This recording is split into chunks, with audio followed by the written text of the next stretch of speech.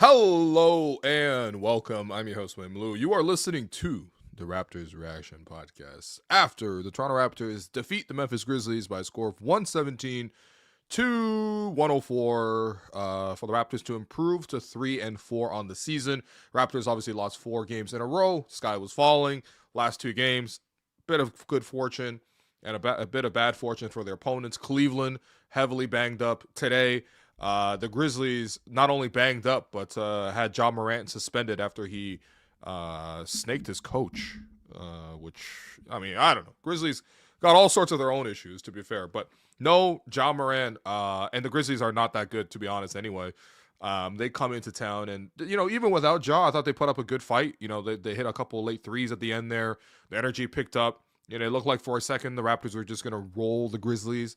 Coming out of halftime, the Raptors used a nice little push to establish a double-digit lead, but the Grizzlies came back and, just stayed within, striking distance. It was like a 2-possession game, kind of like a 6.5 point, just within that kind of range. But the Raptors put them away, and honestly, it's one of those games where you really can't have any complaints. I think that, again, like it felt like the Raptors were in control the entire night, even though the advantage wasn't that big.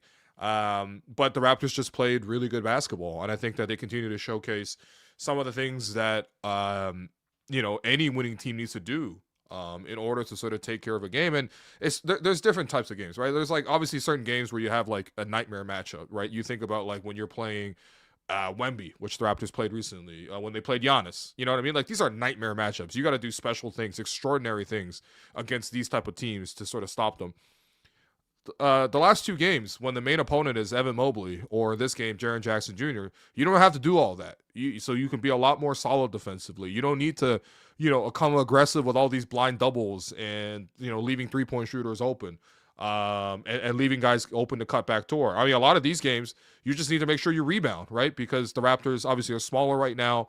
They don't have Jakob Poeltl available to them. He continues to be out with the back spasms.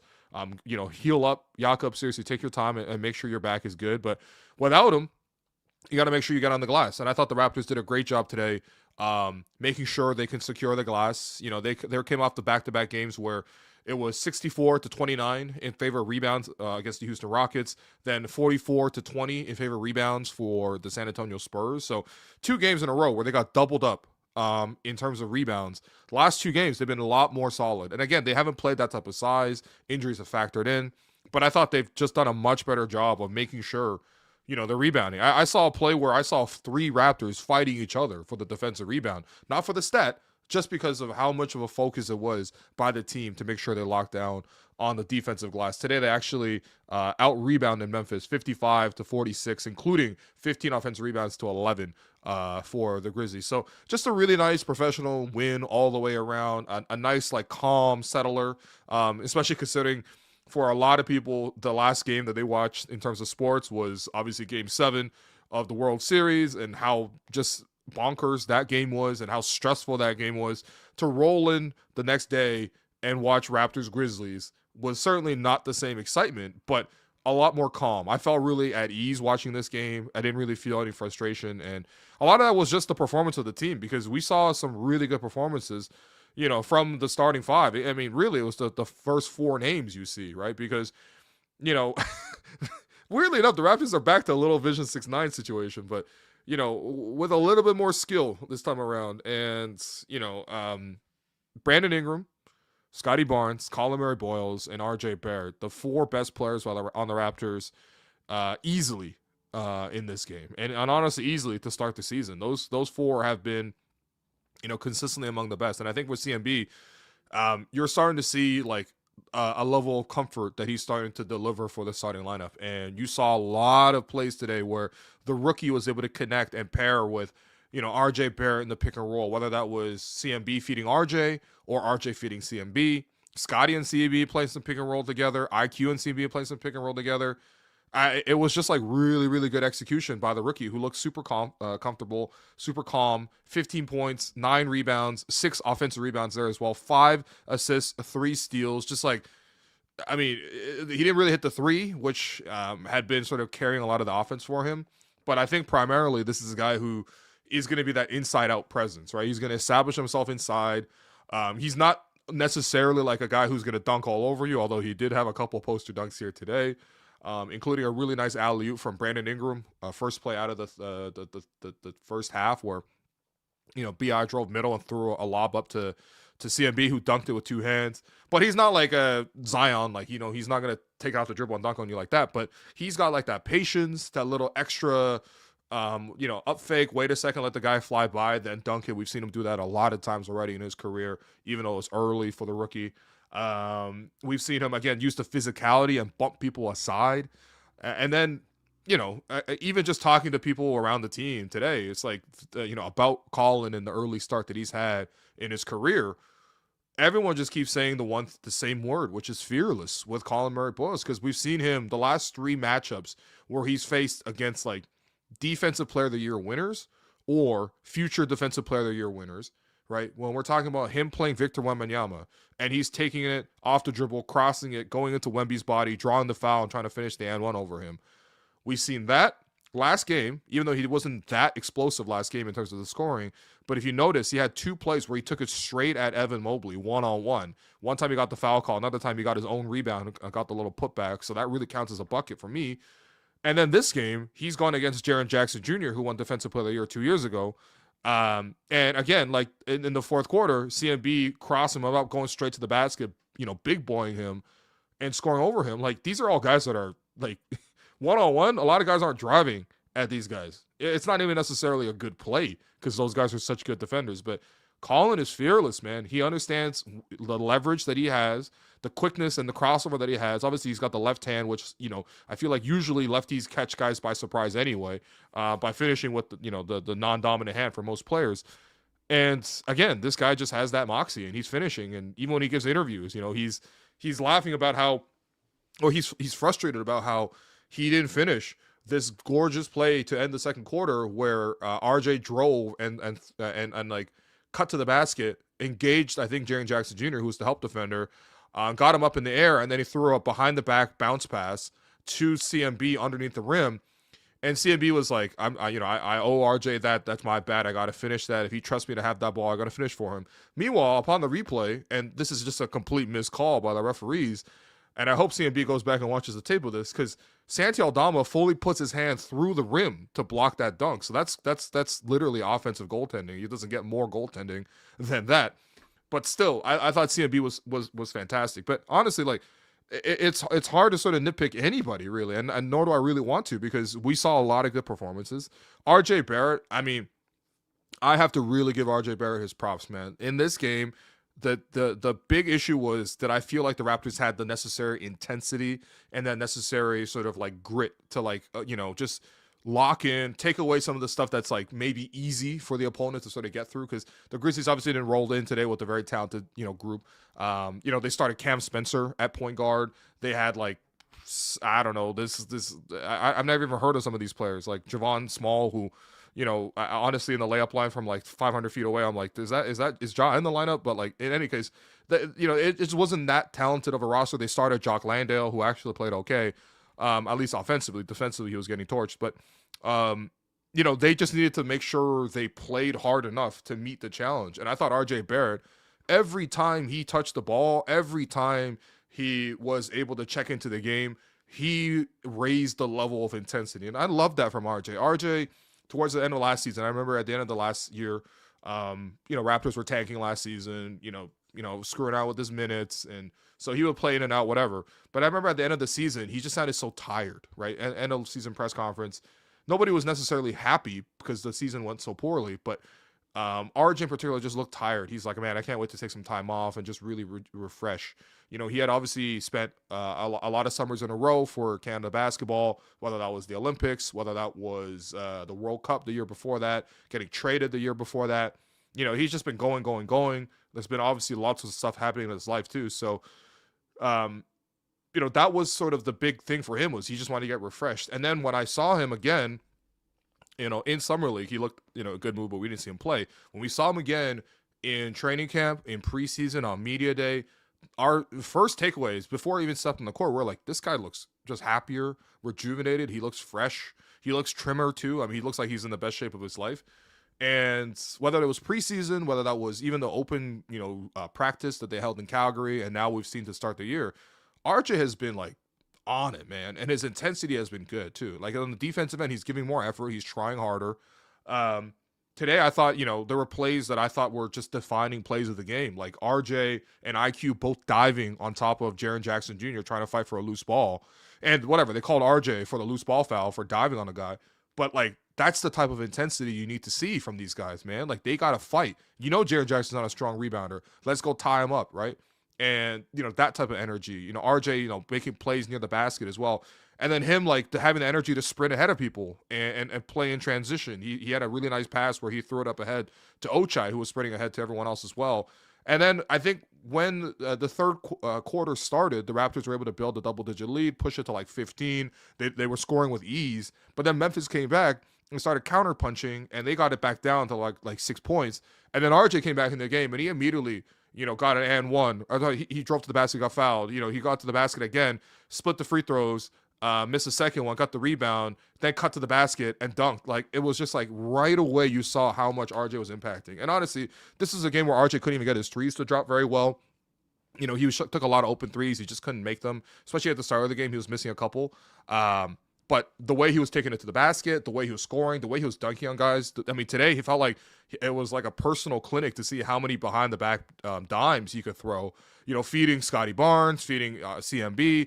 Like, RJ has just like was I thought today was just one of the standouts for the Raptors, and he just consistently pushed the lead ahead. Today he was a plus 19. I think it was very, very fitting for what he was doing. But of course, you also saw like Scottie Barnes, who I thought was awesome in this game. Like I know the shooting percentage 8 of 19 is a bit lower, but I thought the big thing for Scottie in the assignments in these games was just he needs to go guard the opposing threat, right? Last game, it was Evan Mobley. Thought he did a decent job of that, although Mobley got a couple threes and got a couple cuts. And so, credit to Mobley for having 29 points. Like, there were genuinely some strong plays. But in this game, he has to guard Jaren Jackson Jr. And look, Jackson Jr. is, like, very, very strong. He's, like, long, but he also has this, like, strong upper body. So he's able to, like, not necessarily post you, but he's able to drive you and just, like, nudge you out the way and then use his length to finish over the top. And that was the main threat, was like the threat of Jaren Jackson attacking. And Jaren had a decent game, 20 points, 8 of 15 shooting in 33 minutes, like not bad. But I thought Scottie thoroughly outplayed him. And I thought Scottie did a great job defensively against him. Scottie himself had 19 points, but Scottie had 12 rebounds. Again, similar to RJ, but Scottie setting the tone with how he was ripping rebounds down from the basket. Scottie setting the tone with his help side blocks. He had 5 blocks tonight, Scottie Barnes. I mean, a steal, right? This is against the Defensive Player of the Year 2 years ago. Who had a bigger impact on defense? It was Scottie Barnes, by far, right? And him setting the tone and rotating at the basket. There was a play where, he was just always on it. There was a play where the Grizzlies managed to get a switch, and they had someone on the post, I think maybe Landale against Grady Dick, so a center versus a shooting guard. And, Landale's doing what he's supposed to do. He's rolling to the basket. Grady's trying to front him and deny the pass over the top. But the Grizzlies are clearly still going to try to throw the pass over the top, considering there's a size advantage. And out of nowhere, Scottie Barnes, as that pass was thrown over the top, Scottie just jumps out of nowhere, rotates, flies in, and just rips the ball out of midair.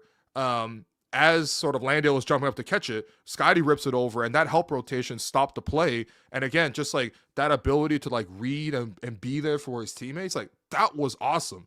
And then just the connective play that he had. Obviously, it was great to see Scottie knock down some threes. He continues to be, really refreshingly good from 3 to start the season. He's got to still be around 50%. Tonight, he was 3 of 8 from 3. That's good. I mean, 8 is a little too many, but at the same time, the Grizzlies were also playing a specific scheme where when he was getting guarded by Jaren Jackson Jr. or when Collin Murray-Boyles is getting guarded by Triple J, those guys are all getting wide open looks from the top because Jaren was just not coming up. He was basically playing drop for a lot of it. And so some of these are just good threes to take no matter what, right?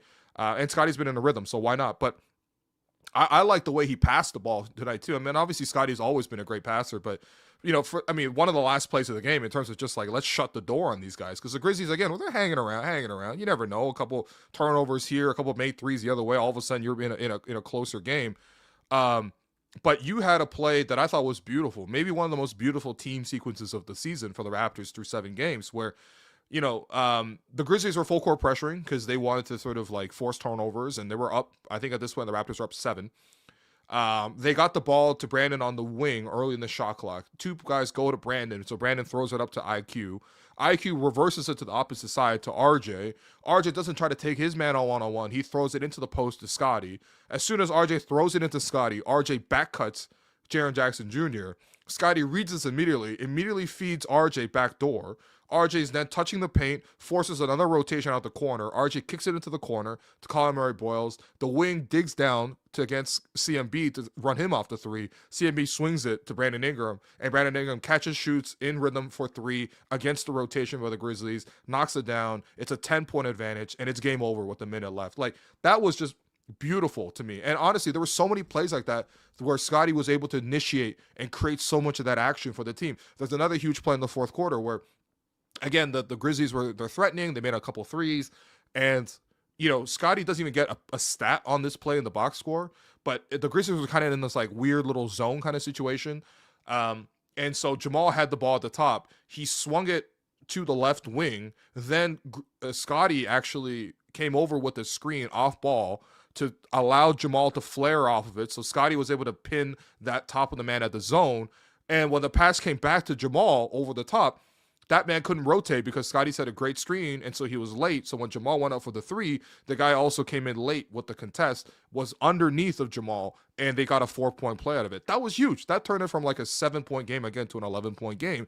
And again, you don't even see a stat for that, but that's all like the type of like organization that Scottie did on both ends, where he was cleaning up plays on the defensive end, but also initiating and also just setting up plays. Like some of these nice, beautiful, give and go sequences. There's one where RJ missed the second free throw. The Raptors got the rebound. They swung it out to Scottie and on the wing, and Scottie immediately threw it right back to RJ, curling inside and getting a dunk. Like those plays were awesome. And then finally, I thought, again, Brandon Ingram, man. The thing with Brandon is like, yes, there's team play that Brandon Ingram does, but there's also just like one-on-one. Brandon Ingram has a guy, and it's just like he's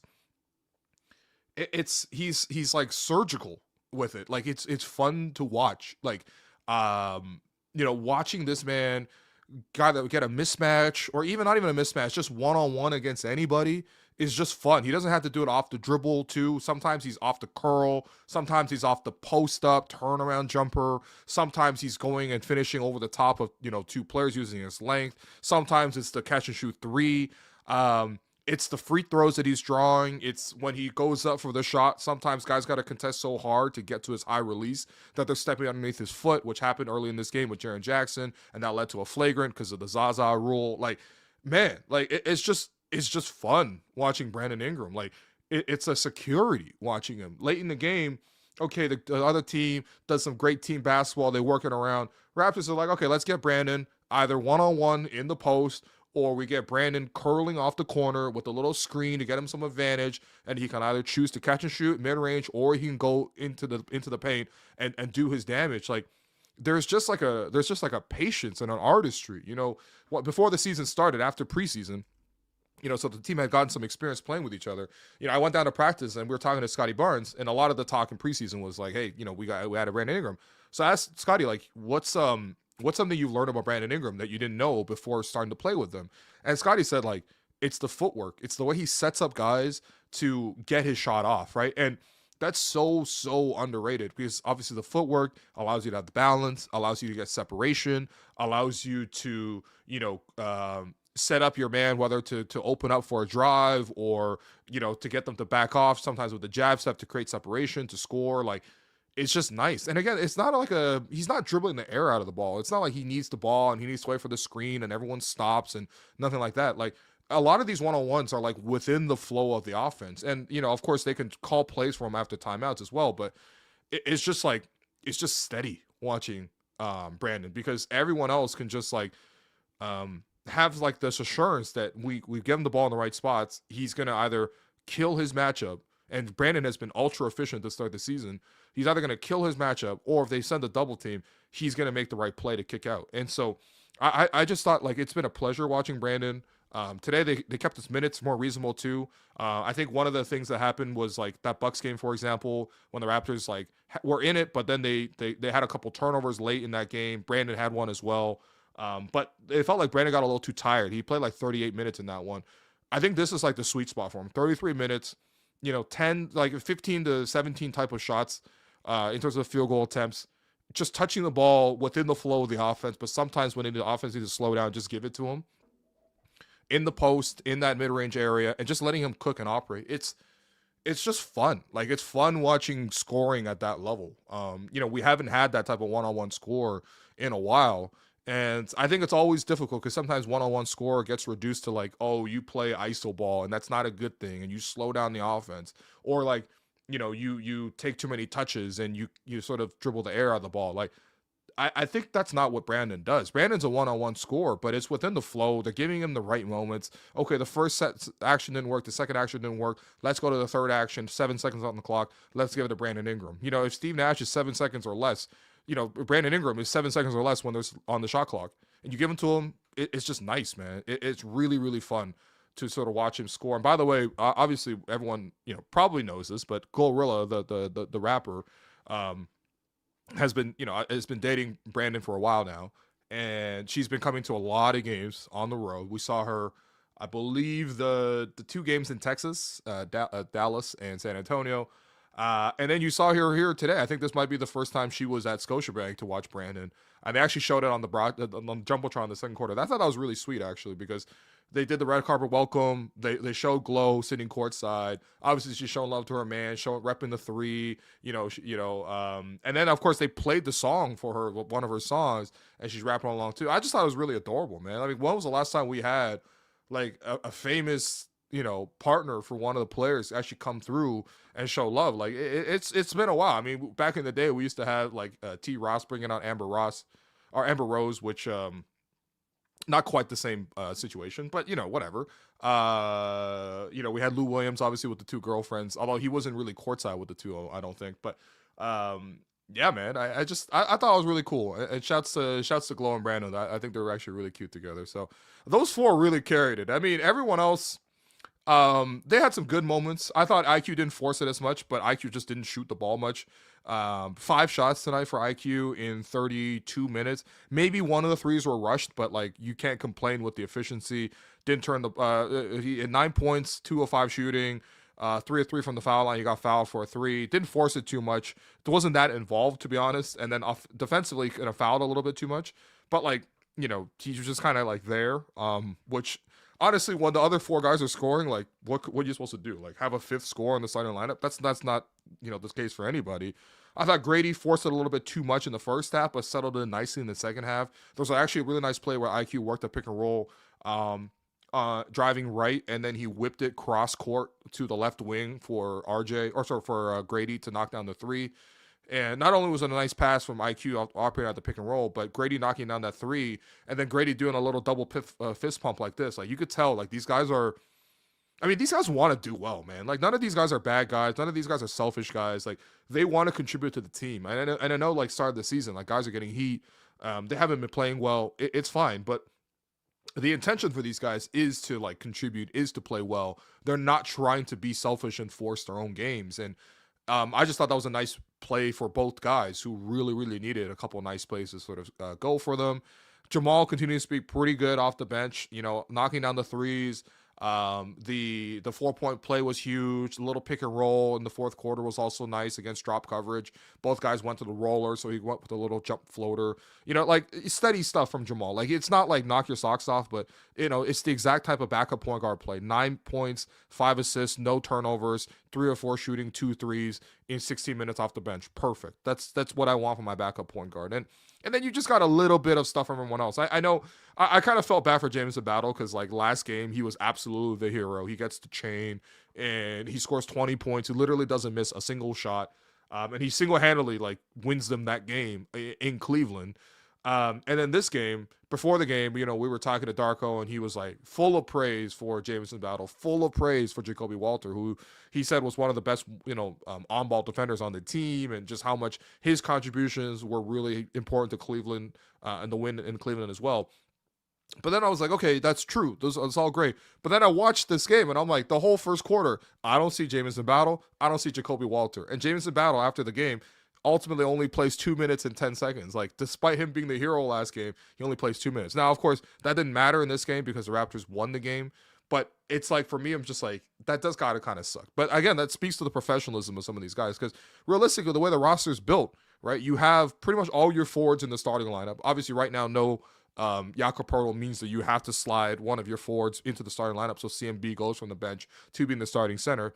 But like, look how many wings you're bringing off the bench: Grady Dick, Jamal Shed, Ochai Agbaji, Jacoby Walter, Jamison Battle, and then of course Sandro, even though he's the backup big, also kind of plays like a wing too. So like, everyone's kind of in that space. And when I do see them come in, to be honest, the difficult thing is a lot of these guys, especially not the younger guys, they're going to be inconsistent anyway, just based on them being younger. But I also feel like, especially in the cases of Grady Dick and Jacoby Walter, they're both pressing a little too much offensively. Like, they're taking the shots that are rushed. I know Grady does a lot of movement shooting anyway, so some of it looks like they're kind of bad shots anyway. But it's like, he's like, oh, I got to get in the game. I got to make sure I can make a couple shots. I got to make sure I get hot so then I can get minutes the next game. It's like, that's not what's going to help you. I think what's going to help you is playing steady. And sometimes, even though if you have the shot, I think, you still have to make the right pass if that's not, the best shot for the team, right? And so it's like these guys are shooting any time that they're like even remotely open. Jacoby today had a shot in the first half where, I think second quarter, Jamal swung it to him on the wing, and he was like 3-4 feet behind the 3-point line with like 17 or 18 seconds on the shot clock, and he just took the three. And like, it's like, one thing, it's like, okay, that's good confidence, but he's not that level of shooter where I want you to shoot that. That's not the best shot for the team, especially because you can work this shot, work the game. You again also have four guys who are hot, right? So it's like you're on the floor with like Brandon Ingram and Scottie Barnes, like Grady Dick was in the third quarter, and he's like jacking shots. And I'm just like, there's no need. There's really no need. And what's going to earn you the minutes is how much you're able to defend, how much you're able to rebound, how much you're able to fight on that end, and then just be steady on the offensive end. It's not to say that you're only going to be super conservative like an Ochai Agbaji, who's basically only taking transition layups and open corner threes. I'm not saying to do that because that's a waste of their talents. But at the same time, like, they don't have to impress on the offensive end. To be honest, the start of the season, one of the nice surprises is how good the Raptors have been on offense. Like, with Ingram, RJ, Scottie, the three of them must all be around 60% true shooting based on how efficient they are. Let's just play through them, And I think to a lesser degree, our IQ is kind of in the same boat where these guys are all just trying to like get going offensively and trying to like make contributions by scoring. We're good. We actually don't need that. What we need you to be is more solid. So taking the right shot in the right moment is actually even better than making, and getting hot, because we can't necessarily live with the inconsistency. You saw some of the rush shots early today that led to runs going the other way for the Grizzlies in the transition. The Raptors didn't have the right floor balance. Like, they got to settle in. And honestly, like, to be honest, like, when I'm looking at the team, I'm also looking at it like, okay, this might be a situation where I got to look at Bobby as a general manager being like, you might just have to like solve this problem for your coaching staff. Because right now, obviously Darko feels secure with Ochai. Ochai does some good things for you, but ultimately doesn't really do that much. And so it's like, it almost reminds me of like back in the day when Dwayne Casey, like after that trade with Rudy Gay, he was like, oh, I got John Salmons. I'm going to play the hell out of John Salmons. I'm going to give him the ball a lot. I'm going to let him run. Totally different situation because Ochai is nothing like John Salmons. But it's like when a coach likes a guy who's like not that good a little bit too much, kind of like Nick Nurse with Pat McCall. Like, every coach has a guy like this. You kind of have to like force the hand by making the move. Previously it was, Dennis Schroeder with Darko. Right. And of course the Raptors traded Dennis. There were other things that went into that. But like, sometimes you got to make these type of moves. I mean, even last year with Davion Mitchell, that's kind of what happened there too. But I think they need one more trade to just clear it up. Again, a wing for a big is like a classic, very obvious move that the Raptors with their current roster need to do to balance out their guy. But yeah, ultimately, like it was a good effort, and honestly, it was a very professional effort, and it was very fun watching the top four play. It was almost like Vision 6-9 all over again, to be honest, with Brandon, Scottie, CMB, RJ in the starting lineup, and all of them impacting the rim, all of them being able to shoot and knock down the three. Like, if that's sort of like the overall view for what they want to do, I thought they played really well. So that's that. I'm going to take a quick break. I'm going to get your questions in. We're going to answer them. And yeah, actually what the Jay's done, we're not going to have like a 2-hour react pod for one. So that'll be nice too. But get your questions in. I'll look through them now. And of course, like the stream if you haven't already, please. I see a lot of people in the chat. Let's make sure we hit the like on the stream.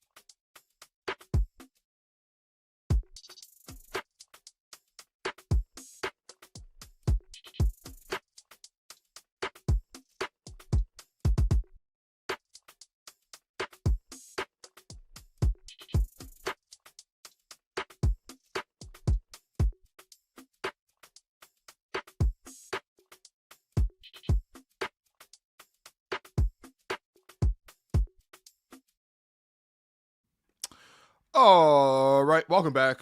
Thanks everyone for leaving the questions in the chat. Actually, a big shout out to Clayton who was able to meet. Happy 50th birthday, Clayton. Clayton was in from PEI to celebrate. Actually, he got to watch the Jays on.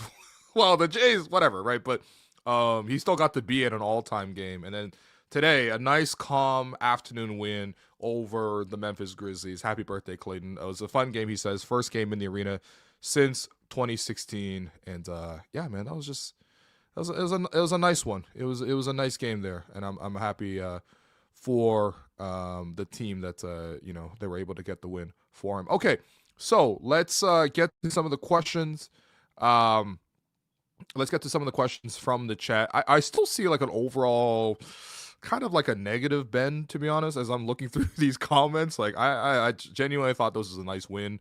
Obviously you can only play the opponent in front of you, but like I see a lot of stuff that's like this from Gio. You guys need to wake up. 2 wins against injury plagued Cavs and Grizzlies with no John injuries doesn't mean Raptors are a playoff team. I mean, no, but I think that like what's going to determine if they're a playoff team is what they do over the course of 82 games, right? We're 7 games in, man. Like there's going to be some bad moments. I'm happy that defensively they really looked a lot more solid since the 4 games where they were giving up 130 per game. Of course, they didn't have to face the top tier competition, and I'm sure Ja would have given them a huge offensive boost. Just like I think Donovan Mitchell would have given them a huge offensive boost the previous game.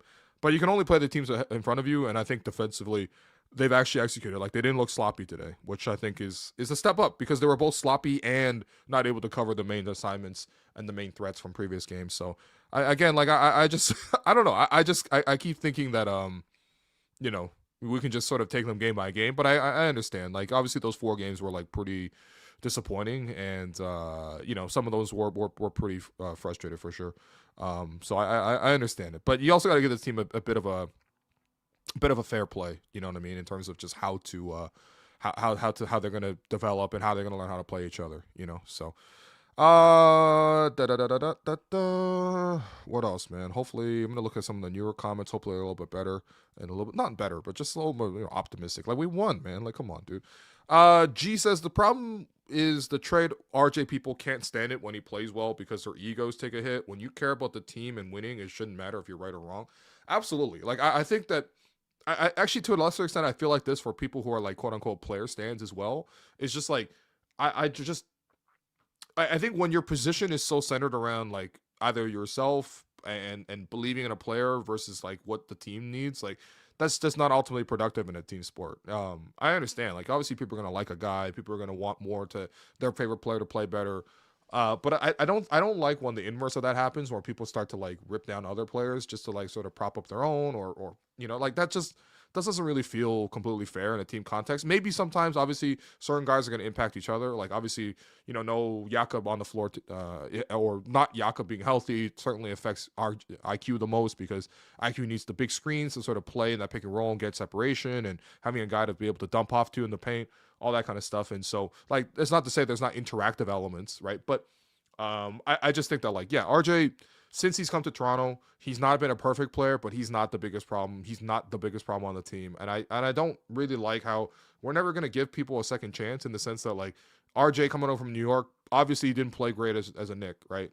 He played well enough to get an extension. He played well enough to start for a playoff team. But ultimately, they needed to upgrade, and obviously they upgraded to OG, and they've taken their game to another height. There's no arguments about that. But I think, as RJ himself talked about, the player he was in New York is not the player he's in Toronto. And I see a player who's like humble, willing to play with no ego, and just like try to acquiesce to what the team wants out of him. And he's been more efficient. He's competing harder defensively. And I see a leadership component to him as well. Again, you look at this game, a lot of this game, the intensity picked up when RJ started playing again. So I think, yeah, today he was very massive, 19 points, and he made a lot of punctuation plays, like those dunks, the little highlight passes. Like in terms of like, okay, let's say you're RJ, you're playing with CMB, who's in his like 4th professional game. It looks pretty cool. It's certainly one way to make your rookie feel comfortable in the starting lineup, feel comfortable in the NBA, is to set him up with some really nice passes. And that's like the mentality even as a point guard, which obviously RJ isn't a point guard, but he's played some point, right? In the last couple of years, he's had to play some point. And like I even like that type of thinking, because RJ could have probably shot the ball more if he wanted to today, but some of those passes were also quite nice. So I just continue to see nice things from him. Some of the questions are pretty funny. Yeah. I think the fact that RJ's been fantastic, and I'm still hearing trade talk from people who know literally nothing about how these organizations think, is wild. Look, I don't look. I think there's got to be a fair ground to be struck here, right? Like, there's obviously, it's not like the Raptors will never trade RJ Barrett. He's not untouchable, right? But I don't think they're like trying actively right now to get rid of his contract for nothing type of thing. I think that like the thing with RJ is just like his contract is shorter term, so like money wise, you can match money in and out. It's big enough to like be able to take back a substantial piece in return, and hopefully he's playing better that to the point where he's like above value as a contract, because for a while obviously the contract was below value.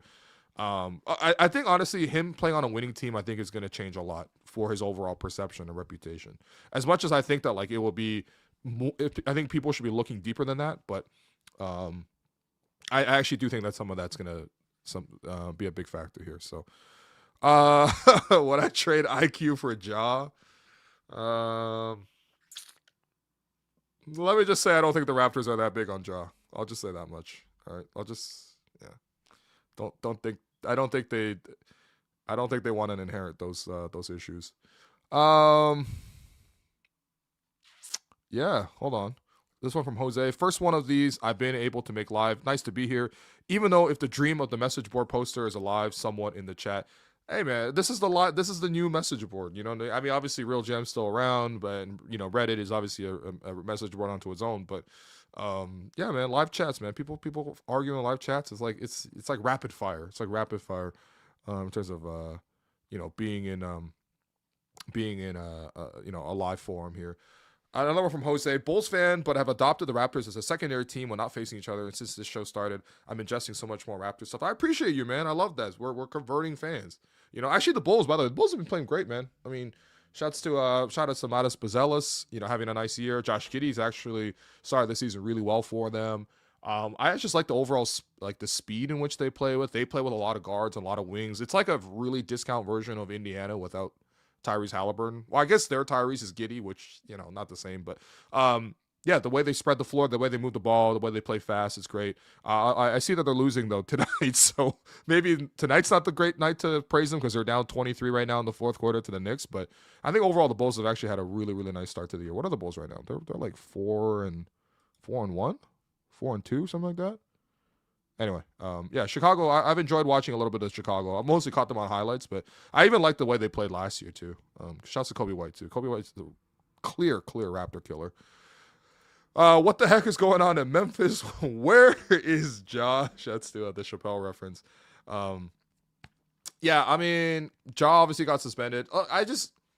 Look, last year they get rid of the coach that sort of helped begin the team and push the team into like a winning state in Taylor Jenkins. And obviously he wasn't like a fantastic coach, but he did a good job with that team, right? He got a young group to develop an identity, and through the front office adding good talent as well, they were able to make the playoffs. Now, granted, they were always a disappointment in the playoffs to the point where it was like comedy the way they played some of those series against Golden State or against Minnesota. Like it was just genuine, like sloppy ass basketball. But like, They were a good team. Like they were a second seed in the in the Western Conference. Like that's already really impressive. Even last year, the Grizzlies beat the Raptors and they beat up the Raptors so bad, Darko literally crashed out and got himself ejected. Like, you know what I mean? Like they're a good team, talent wise. They actually beat the Raptors in Toronto as well. Zach Edey, I remember honestly, he that was one of those games where he played so well and dominated so badly against Kelly Olynyk that I felt bad for Kelly. I was like, if I were Kelly, I'd be in the ice tub after the game being like, should I retire? Like, I feel like I should retire based on how bad that game was. That night, by the way, the Raptors traded for Brandon Ingram, so that was cool. But, yeah, like, this team, it's been a mess. Last year, they changed the coach last second. The front office wanted to bring a new coach in anyway. They kind of, like, stashed them on the bench, and then they were like, first sign of trouble, we'll fire the head coach, and we'll bring in the guy we want to promote him with anyway.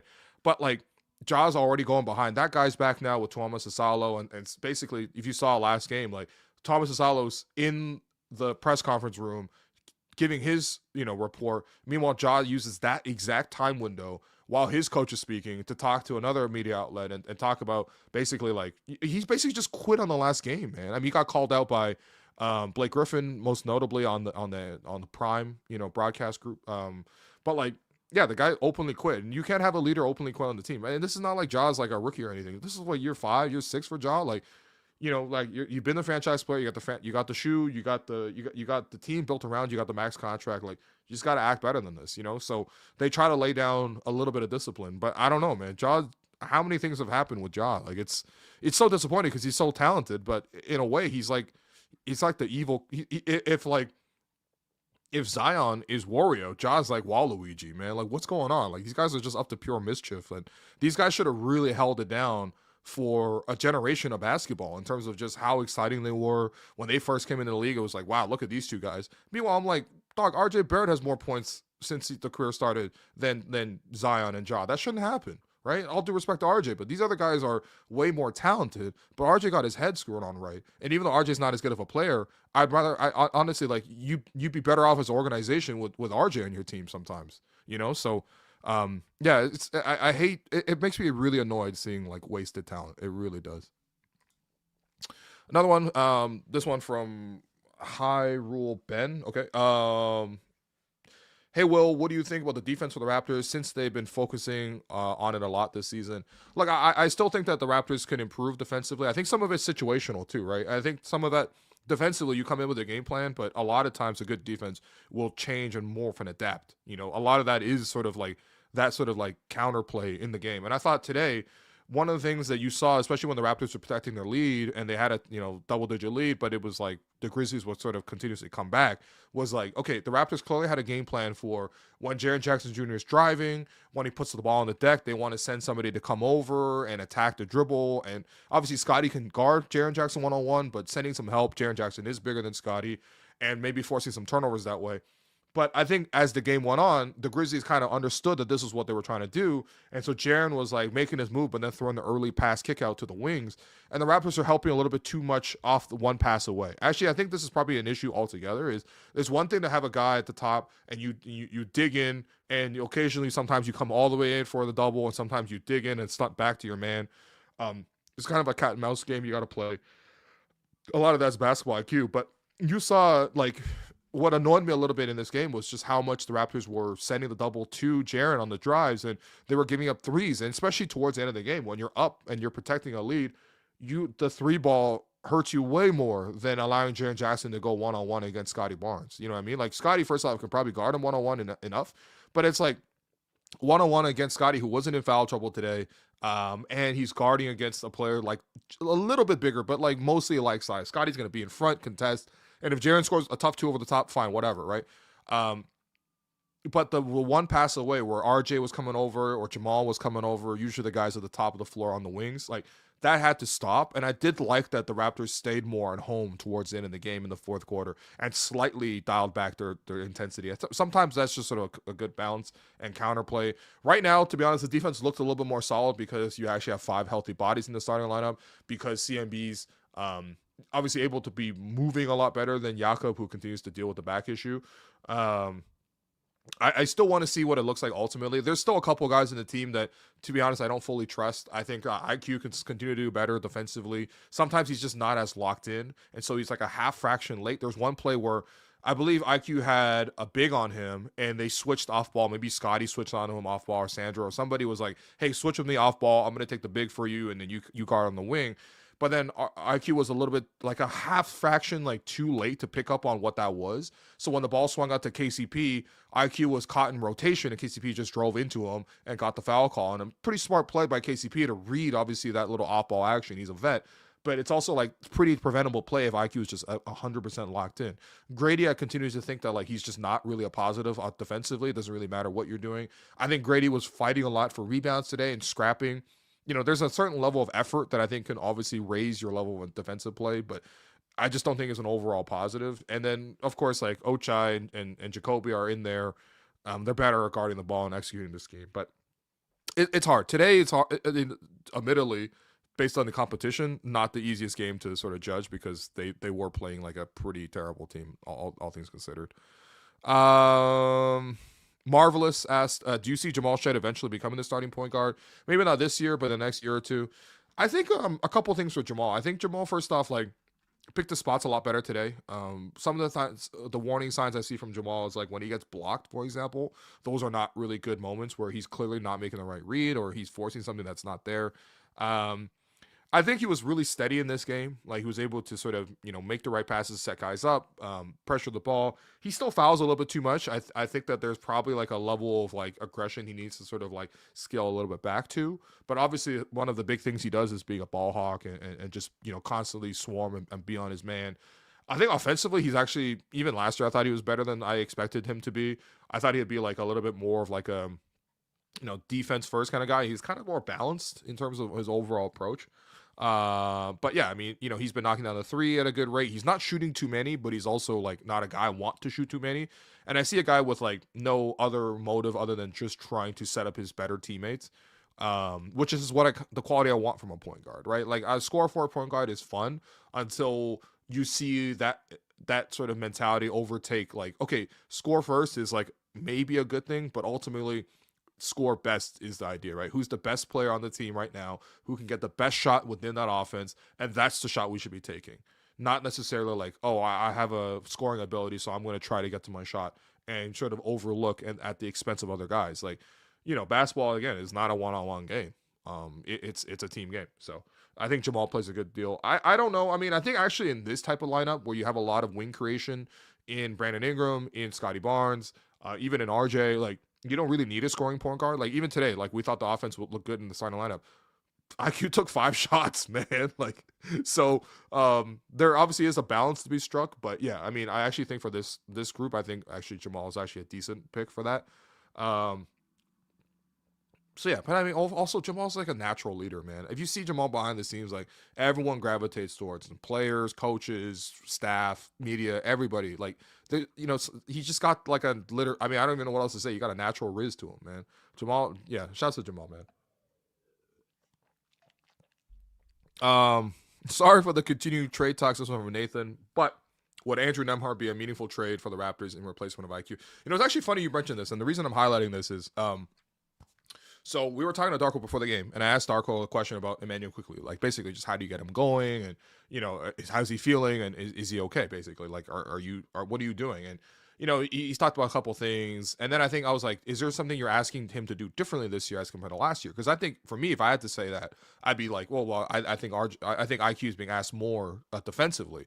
But then the question sort of was brought up, I think, by Samson, who asked about sort of that ball pressure that Darko really wants from his team. And, he was asked, like, basically, like, who do you think are the best guys at pressuring the ball right now? And he talked about, Jacoby. He really, really loves Jacoby's defense on ball, which, I agree with. Jamal, obviously, is, the first guy that came to mind, Ochai.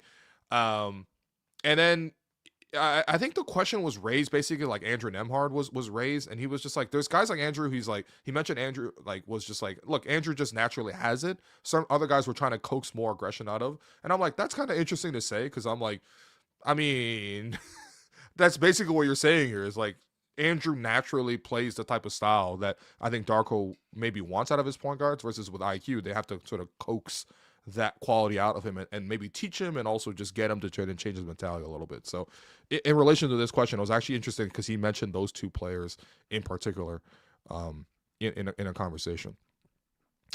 Power Duster, appreciate you always sending money in. $5 from Power Duster. Welfare check on Alex. After that Jays game, could you paint an equivalent ending sequence in a hypothetical 2019 Game 7 loss? So I'm going to answer the bottom part of that question first. Yes. I was chatting with Bobby yesterday at the game today, just beforehand. And Bobby was at the game. And the Raptors, had a lot of people at the game. The players, kind of had their own box. And Bobby, whatever. He was just in the stands. He was watching the game. I mean, where else would you rather be basically last night? Than at Game 7 of the World Series of instant classic. And Bobby's like, I don't even know how we recover emotionally. Like, I never heard him speak as a fan. Usually Bobby can kind of be like a little bit, how do you say, like, he's so analytical and kind of like, I just don't really know him as like a fan. You know what I mean? Like, he's like, this is like clearly his job. Anyway, and I was like, he's like, what can you draw up something more heartbreaking than that? And I was basically like, look, dog, this is like if the Raptors at the end of Game 6 in Oakland, Danny Green throws the ball away and then Steph Curry hits that 3. like like that, except it was game 7, not game 6. Like that's basically like the equivalent, you know what I mean? Like I it's just it's terrible. And yes, I did see Alex today. We and Alex were both at the book launch for our dear friend Oren Weisfeld, who was able to have the book launch for his upcoming book, The Golden Generation.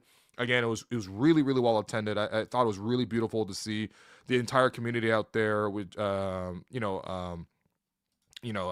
had a nice panel up there with Leo Routens coming through as well, sharing his stories. Actually, I'm going to share a couple photos of the event just because these are my friends, and I was capturing photos just because they really, really needed. Actually, not they needed, but I just thought that like it would have been nice to sort of see these guys. And first off, it was a great event. Again, go buy Oren's book. It's available, and it was great to see the basketball community come out in Toronto to sort of hear him talk about the growth of Canada basketball. I think, again, this is something that's really, really important, and it's a real labor of love, and I'm really proud of my boy for doing this. I'll just show you a little bit of video from the event, actually. He went to Syracuse University, and he was the first Canadian to get drafted in the first round of the NBA draft. He was also the youngest player to ever play for the senior men's national team at 16 years old, before later in his life coaching Team Canada for a number of years, and also calling the Raptors games, I guess really since 1995 is when he started calling the national Raptors games on radio and TV. You guys know him. Give it up for Leo Routens. Yeah. Man, we like shouts to Oren, man. Legit packed out the bar. Like even for me, I'm like standing behind near the front door there with like 50 other people. People are standing on the sides. All the chairs were full.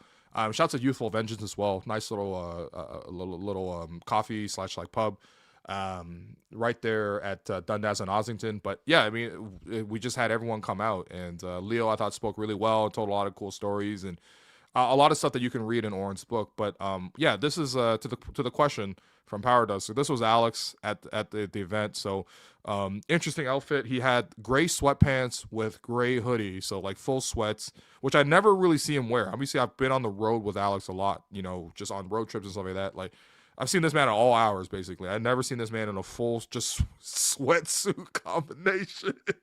He got the jacket on. He actually had Gucci loafers on, which is kind of nuts as an outfit for this with the hello and welcome hat. But yeah, man, bro was just in a bad place, man. We were just in a bad place. I don't know what to say. Like the first time I saw him, he was at the game yesterday. I just gave him a big hug. He's not in a good place, man. I mean, every Jays fan knows exactly what he was going through. But on a brighter note, here's the book, obviously, The Golden Generation that Liban's holding. Look at our off-strip boys, man. Like I hate to do this to some of the guys here because they're only like 4 or 5 years younger than me. Like Oren's like, I think he's like 29. So like, it's not like he's that much younger. And Liban's like, whatever. He's 25, even though his hairline's 36. But yeah, like these are some of my sons, man. I'm so proud of these guys. Like to play any sort of part in helping some of these guys. And obviously they've helped me a ton by coming on my shows, whether it was Raptor Show or obviously now at Hello and Welcome. To see them rise, man. I mean, I again, for people who are diehard listeners, there's like 2 years ago, we were all in Vegas together. Both of these guys were there to cover Canadian basketball players. I was there to cover the Raptors. And these guys lived, they bunked the same room off the strip in Vegas so that they can cover and try to limit their costs. And at that time, we were making a joke that they were the off-strip boys because they were staying off-strip. They were eating on Olive Garden, like not exactly like your premium like Vegas experience, but guys who worked this hard to tell the stories of Canadian basketball players. These are two of my, I think for me, the two best young journalists in Toronto in terms of covering basketball. Liban in terms of what he does for the Toronto Star. Oren writes all over the place, The Guardian, Raps Republic, Yahoo. Obviously wrote his own book. Like these guys put in so much of their own time and energy to interview these people and find these stories and just document the stories of the people that deserve to have it told. So I was super happy to see them together. And I'm always rooting for my sons, bro. Look at my sons, man. I was fantastic. Yeah, and here we go from Clayton too. He was also at Oren's book launch. Fantastic times. Absolutely by the team. So was Oren recorded without his consent?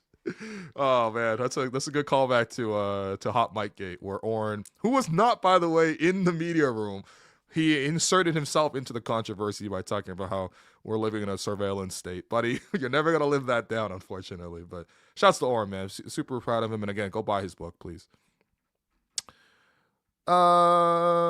Okay. Yeah, what did you think of Darko's rotations today? I mean, they were fine. To be honest, it was kind of weird where it's like the fourth quarter was around and it was like, I think it was like maybe 6 or 5 minutes left. And I'm like, what are Jacoby and Jamal doing out there? Like maybe obviously defensively that they give you something, but yeah, I mean, I think the hard part for Darko again is like he has too many wings to play off the bench, and so he's trying to strike the right balance by playing everybody a little bit. But like even for a guy like Battle, like is it really not only okay? Like another question here was no Battle minutes. Help me, Will.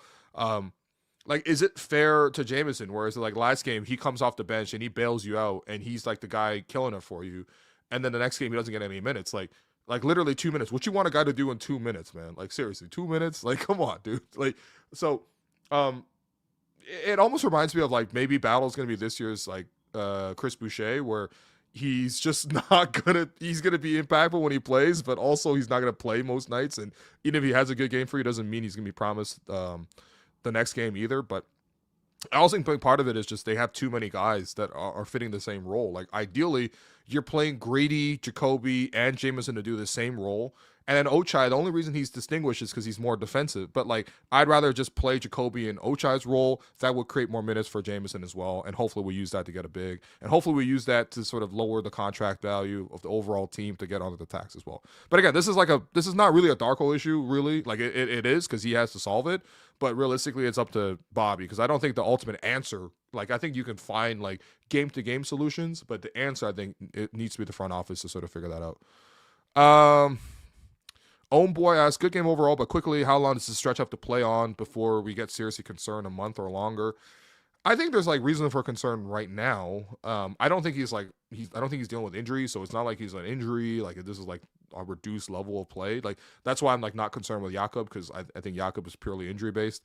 Quickly, I think it's role based. Like I don't think fit wise. Like again, if the other guys on the team are gonna play this well, Brandon 10 of 15, Scottie giving you 19 points, RJ giving you 27 to lead the team, CMB was scoring. It's like, well, what do you want the fifth starter to do other than just keep passing the ball? You know what I mean? Get out the way. And that's kind of what I think he's supposed to do. And then also play defense. Again, like I've used this analogy before, but the role of quickly on this team is to be a role player, unfortunately. And sometimes, obviously, he's going to have his turn shining in certain matchups or whatever. And obviously, when Jakob's out there, he can play more pick and roll, whatever. But it's weird because they paid him, obviously, a lot of money, but I don't think they're actually asking him to do $32 million worth of work. And so if at the end of every game, we're looking at it like, yo, how come he didn't give us $32 million worth of work in that game? It's like, that's not what the job's being asked of him. Like, I actually thought he played a good game today, just not pressing too much.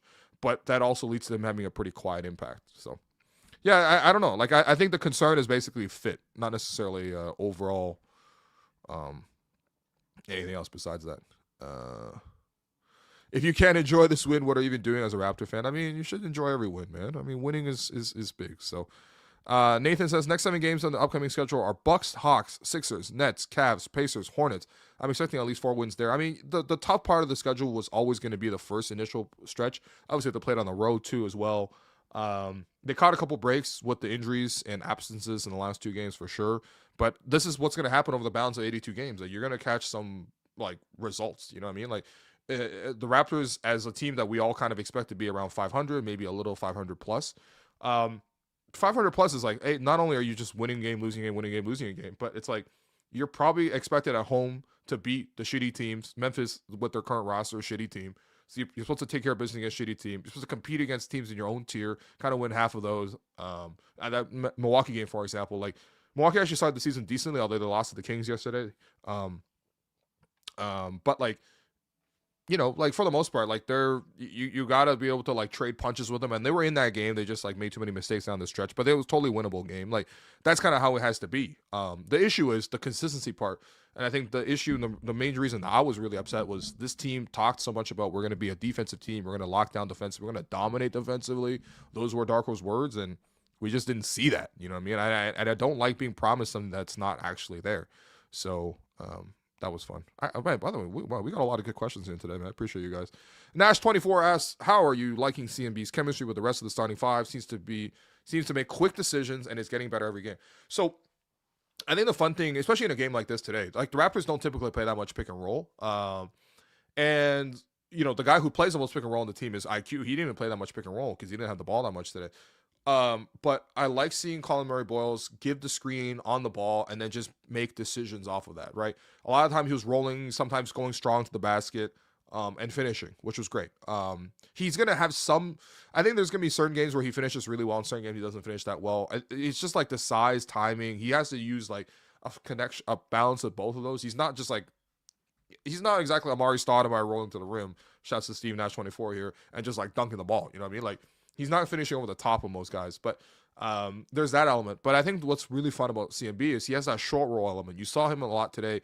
Catch it, roll, and then spray the pass out quickly. And I really like how the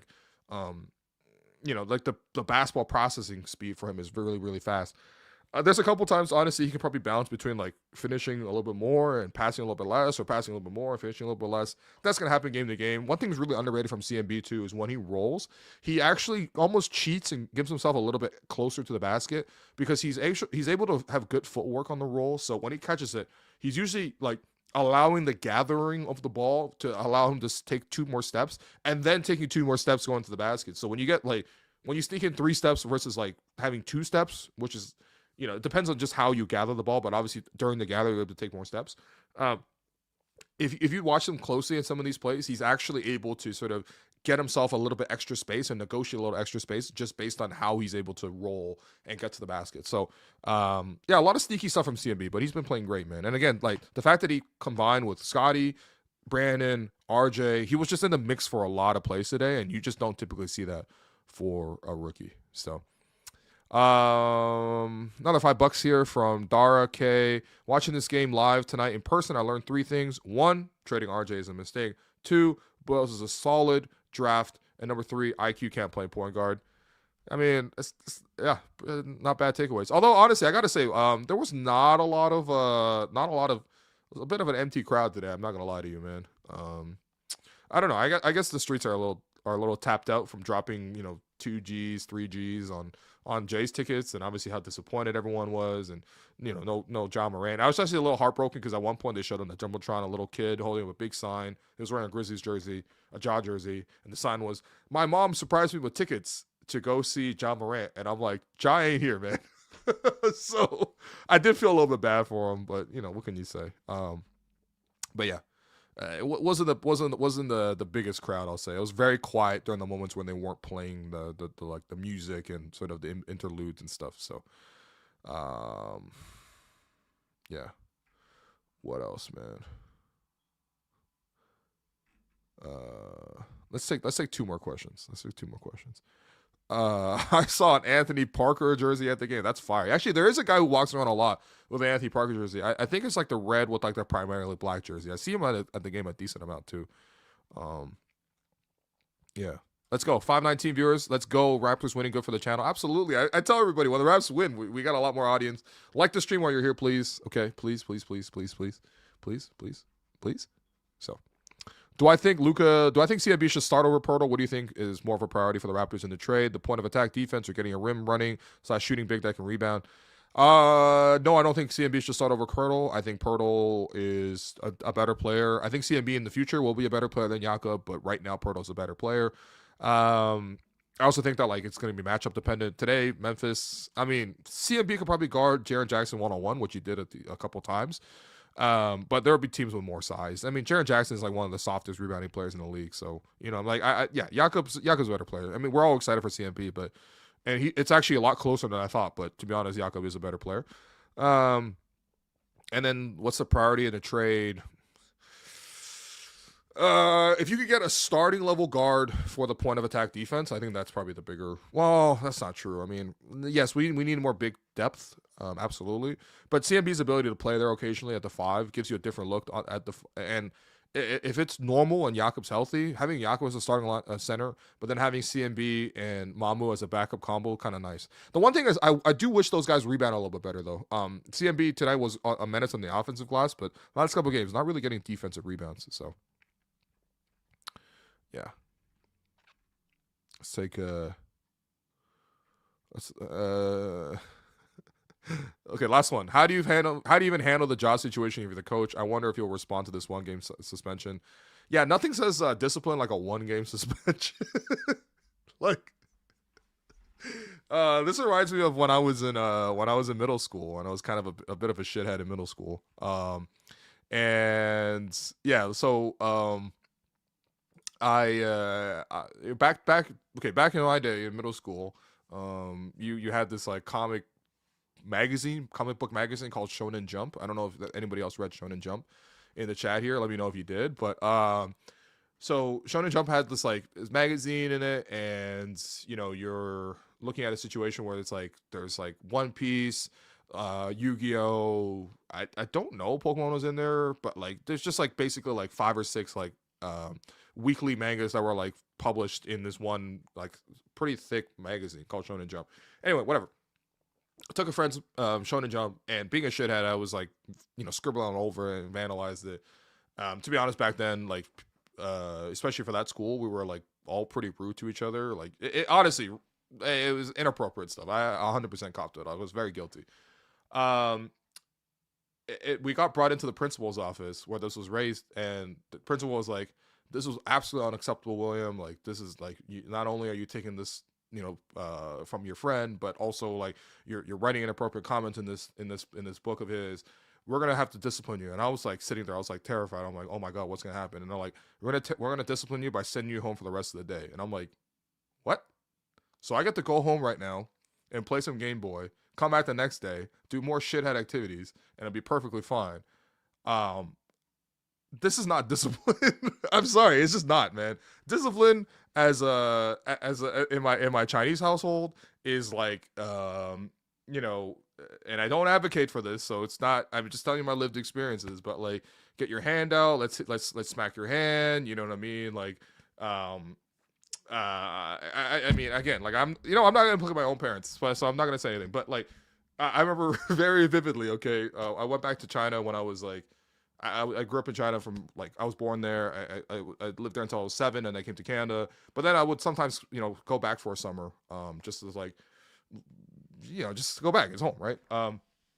So I went back home once when I was 10, and there was like a grocery store around the house, and my grandparents were like go buy some like fruit or whatever. So I was like, okay, cool. So I like walked to the grocery store, and I was like in the parking lot of the grocery store, and I saw like this kid was like crying.